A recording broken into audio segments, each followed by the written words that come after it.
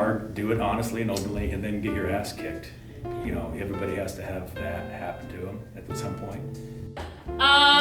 Advice for breaking the ice. So what are you reading lately? Talk about books. Be yourself, be honest, be open. Humor is always good.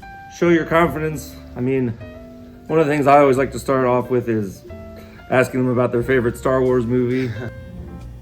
Well, I've served coffee to them.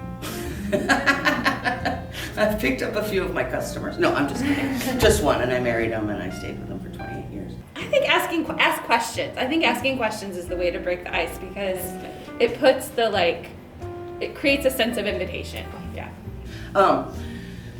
Yeah, be friendly, not too snarky, but not too friendly. That scares people. Like, they know you exist, but they're not paying a lot of attention to you.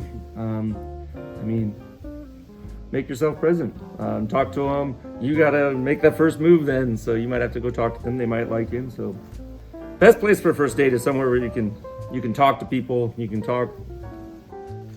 People always say they want to go to a movie. That's like the worst. You just sit and quiet, looking straight ahead for 2 hours. You don't get to know the person. A bookstore. Probably some good advice for your first date is memorable. Make it memorable. And it can be bad. First dates, I think, are that's rough. A lot of pressure. So like bowling is great. Bowling is great. Or mini golf. That indoor. My husband took indoor us crappy mini golf. golf. Yeah. It's so great. So it's not a disaster. It's not over if the first date's a disaster. You might just have a good story for the rest of your life. Oh man, red flags. Let's see. Well, obviously, if they're not into Star Wars. Narcissism runs deep in humans.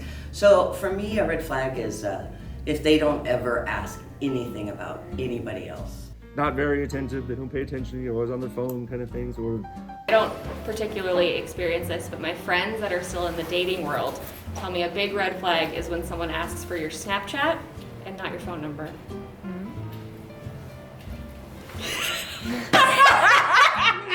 I haven't dated since the early aughts. A common red flag, I think today, would be anybody who has to be on their phone. I think if someone doesn't have a good friend. Oh, that's system, a good. Yes, like that's if someone a good doesn't one. have a good friend group, or if they have no friends. Yeah, that's a red flag. That's a red flag. You or your family, all they do is talk about themselves. So that's somebody who's probably not going to give two diddles about you later on too. Honestly, always just be honest, be yourself. That's gonna be what I think works most for most people. Unless, of course, you're a horrible person and then be something completely different. Then you gotta lie. Lie. just get it over with. Just get it over with. Don't go back for a third or a fourth or a fifth or a sixth time. Yeah. Don't go back. Yeah, there was a reason why you broke up. Right. Lie. Don't do it on social media, for crying out loud. Keep it private. That's the thing for me about love, is that it's a private thing. It can be a little public, but Be nice. Be nice, and I mean, unless they were horrible, I guess, but be straightforward, but encased in a nice little bubble, because they're gonna be crushed because you're amazing. So. Oh, that is so nice. Don't prolong it. Just the longer you stick around in that relationship, the worse it's going to be. So you might as well just end it now. You're not doing anyone any favors by trying to not hurt their feelings.